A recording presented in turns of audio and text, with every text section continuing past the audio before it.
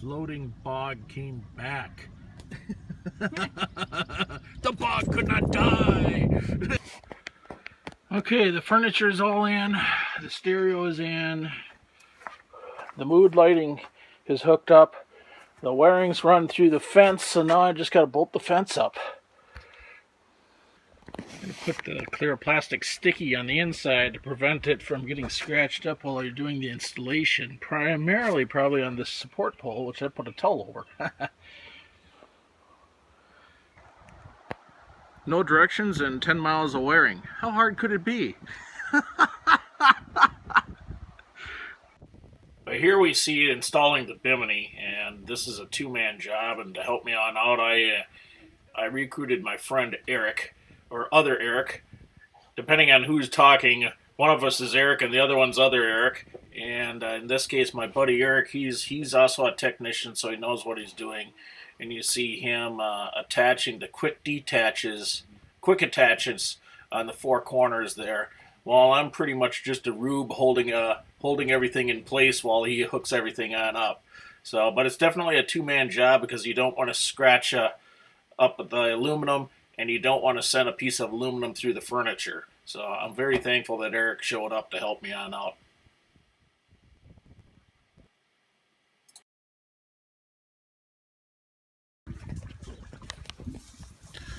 Hi YouTube, MinnesotaEric here, and I'm in my South Bay that I resurrected for the U-boat to U-boat project, and everything's finished and finalized at this point.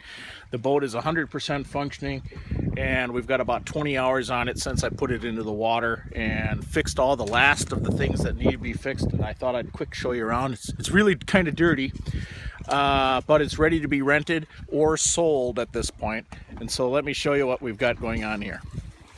In the front, we've got a couple of captain's chairs, and we've got a lounger.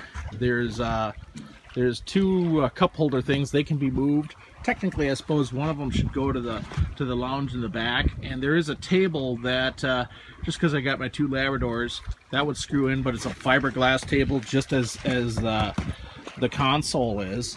And the radio works really great. We're using Roxford Fosgate speakers, and I'm just using a Clarion console gauge mount, but this is tied to a 300 watt amplifier, which all its purpose in life is running this 12-inch speaker here, so it ends up having a really, actually very musical sound.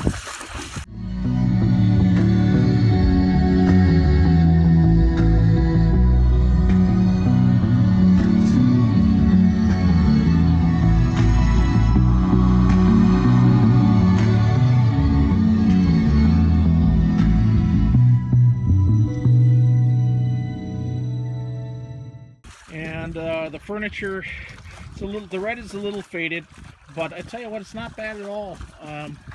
The boat's very quiet.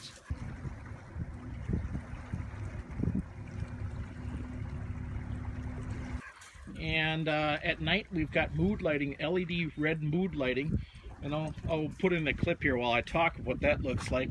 And then up top, this wasn't factory, but when I saw it, I just said, this thing's just too cool. So it's a $50 light, and when you turn on the navigation lights, the circuit becomes hot.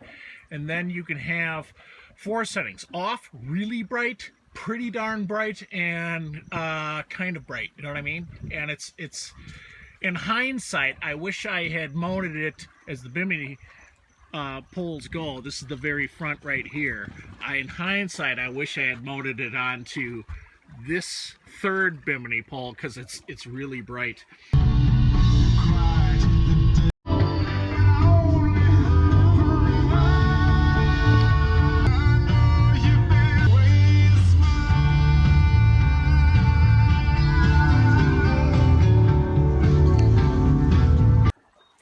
In the back, we've got our changing station, which, if you fold this up, creates a billowy thing that people can't see.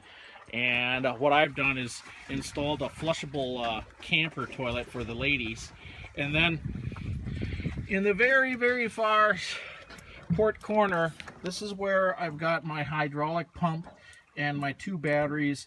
And more importantly, I'm using a piece of equipment that separates out the start battery from the house battery. The house battery, it runs everything but starting the engine. It's my larger of my two batteries that are looking down here. And what this device does is it allow you can have the stereo toe tapping and all the LED navigation lights on and run this house battery flat, and it won't touch the voltage of the start battery.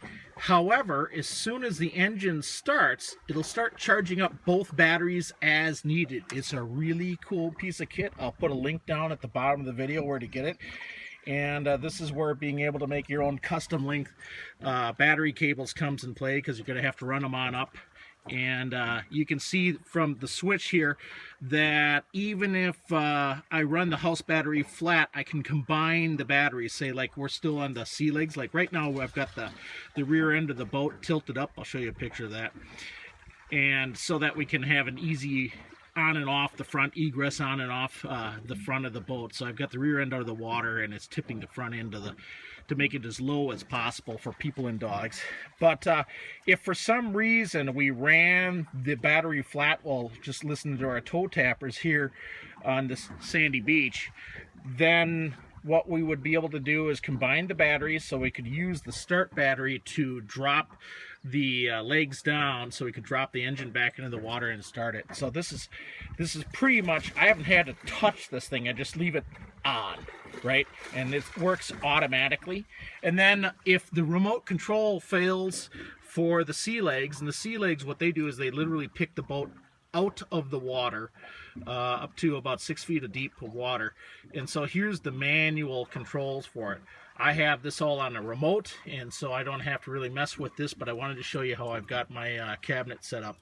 And I guess if I could make this look a little neater, but you don't know how long things have to be until you know how long things have to be. You know what I mean? So I might come back and revisit some of this power cord cables and just tidy them up with zip ties and make them the correct length.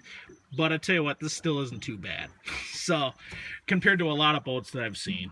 And then also in the same compartment, you see where the filter is, the main filter is for the fuel before it goes for where it comes from the fuel tank, the 31-gallon fuel tank, and into the motor. So that's the hardest working fuel filter in the entire boat.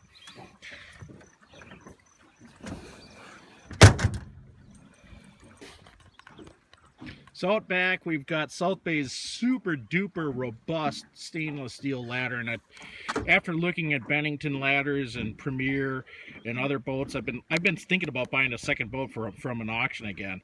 I tell you what, this is a better built ladder. And again, the same way with the ski pole. This ski pole is just a very robust piece of equipment, and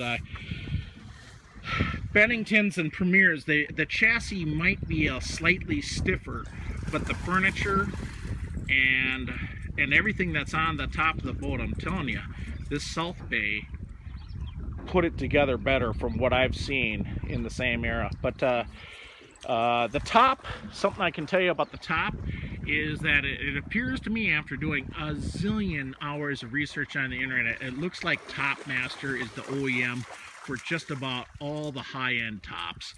This is an 8.5 by 9. That's what it came with from the factory for this boat.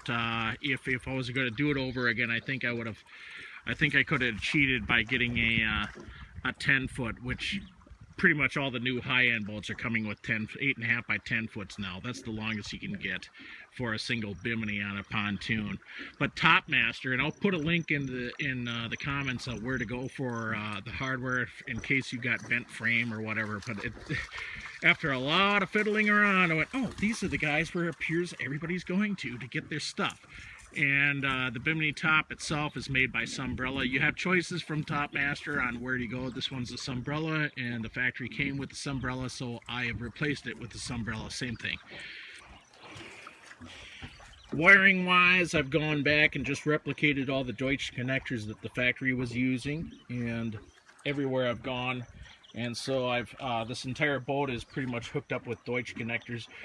There are They do still use weather pack connectors on the gauges, but that's what came with the factory, and I replaced all the gauges, and so more of the same there. But every other connector on this boat is using some kind of a Deutsch connector. Anyway, YouTube, I thought I'd show you a little bit about the boat, and the result is pretty cool. It took me just because the last minute kind of changes and better ideas, it ended up becoming about a 5-week project instead of a 4-week project, and I ran about $1,000 over my initial budget. However, part of that is because I went with a longer and heavier trailer, $500 of that. So $500 of it was just kind of unexpected stuff. Part of the unexpected stuff was once I tripped over that automatic battery flipping system, and that's the way to go. You don't have to touch the thing or turn it. It just works automatically. And went, that's too cool for school. I got to have one. So, the other $350 of the over budget was just miscellaneous hardware and sometimes misordered parts. I did order some miscellaneous parts that went wrong, and one of those was the starter. So I tried to resurrect the starter, the original factory starter. It turned into a load of turds, and so I ended up having to replace the starter. And it is what it is. So talk to you later, YouTube. Till next time. Bye-bye. Hey, if you like my videos, subscribe and give me a thumbs up. Talk to you later. Bye-bye.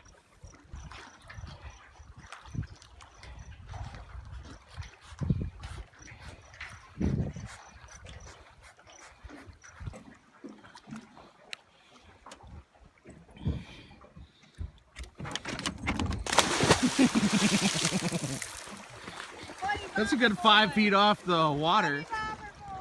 The dog's like, wait, I didn't even get invited to this championship.